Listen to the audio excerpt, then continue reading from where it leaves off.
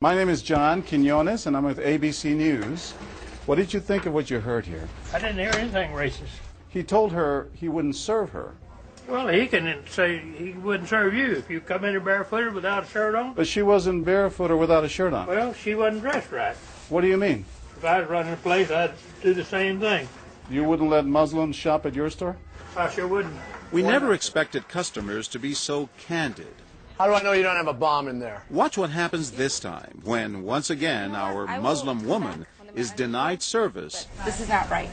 And again leaves. I mean, we reserve the right to not serve. That's right. A certain kind. That's right. That's, I appreciate seeing that. I think that's the first time I've ever seen that. He not only commends the man behind the counter for his discriminatory behavior, but he gives him the thumbs up, not once, but twice. Good job. All right. As he leaves. Can I talk to you, sir, for a second?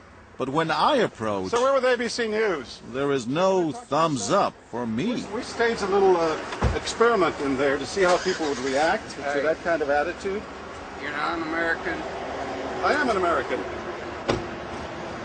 That man took it a bit farther, telling me I'm not an American. He was threatened. Jack DeVideo is a social psychologist at Yale University. So when we as Americans feel threatened from the outside, we're going to define ourselves in very rigid fashions. Either you're with me, and if you're not really one of me, then you must be somebody else who's against me.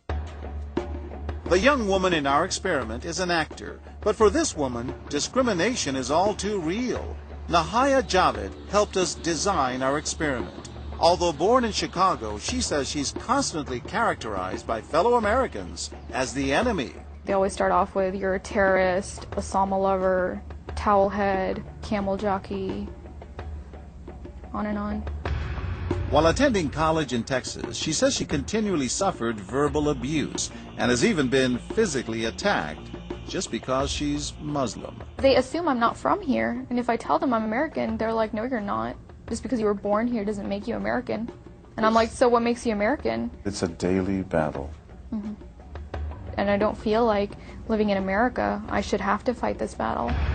Meanwhile, back at the bakery, our actor is at it again. But how do I know you're not a terrorist? Terrorists look like you. But this time the customers are sympathizing with the Muslim woman. Right, I know, but can you blame me? Yeah, I can't blame you, actually. Why? What's the problem? All right, we'll get out of here. You need to go yourself, actually, what you need to do. Okay, sir. Thank you, I'm a sir. good American, all right? We're at war with these people. My dad's a veteran. Go yourself. So is mine. And he's not the only one who walks out in anger. You need to stop segregating against people. It's wrong. Excuse me? She's an American No, just like you're a everybody else. bad American. Time and again, people speak out with their pocketbooks. You lost a couple of customers, just so you know.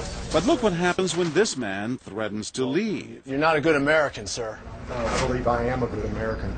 My son just came back from serving in the Army for over a year in Iraq, and that has nothing to do with her rights. I understand that. Thank you, sir. And I hear what you're saying. But I can't believe you would be so discriminatory. I'm deeply offended by that. I'm sorry to offend you, sir, but I've got to live with myself. Seething, the man vows to fight back. I will let people know this. I've stopped here every time I've come by this place, and I'll never stop here again. Why did folks get so upset? They saw an injustice. It's justice that binds us together. It's justice that makes us a society. Any threat to that kind of sense of justice and fairness undermines the entire system. You're really not going to serve her because No. of what she's wearing? No, I'm not. Perhaps that's why more customers are outraged by our actor's hateful behavior than approve of it. You're not dressed like an American. I don't know But what no you have. one is more persistent than these two young women who can't believe what they're hearing. Take your jihad, take it back out to the parking lot. Excuse me? I mean, I got to protect my customers, okay? You're really offensive and disgusting. Well, I'm sorry. I'm just trying to protect Thank you. you here. Thank because you. we You're don't know what's sick. going Dress on. like that doesn't mean anything. This is a different How do you know? culture. You are These people so are trying to ignorant. kill Americans. It's disgusting. It is my culture. So you're ready to serve me, but you're not ready to serve her? You're obviously dressed like an American. Big deal. She's Muslim. Obviously. And unlike the others, they don't just leave in anger. They stand their ground. So you're going to regulate what people wear? Yes, because I Are believe you the the degree manager? of... No, I'm not the manager. Can I speak to your manager? Please. I'm John Quinones with ABC News. It's only when we catch up with our heroines that they finally let their guards down. I'm with my friend who's, Muslim, and it's, I've just seen how people treat them differently, and it really hurts me. Just watching them stand up for what they believe in touches Professor DeVideo. In a way, they defended America, and I was impressed by that, because they wanted this to be a just society, a just place, a just bakery. I'm John Quinones. And remember this man whose son served in Iraq? He's also moved to tears. Every person deserves to be treated with respect and dignity. No matter how In they're every dressed. situation, no matter how they're dressed. Never have we seen reactions so polarized, from a thumbs up for prejudice to an emphatic thumbs down. Go yourself. Two different Americas, both convinced they're patriotic. At the end of the day, 13 people stood up for the Muslim woman, while 6 sided with the clerk. But the majority of the bystanders, 22, did or said absolutely nothing.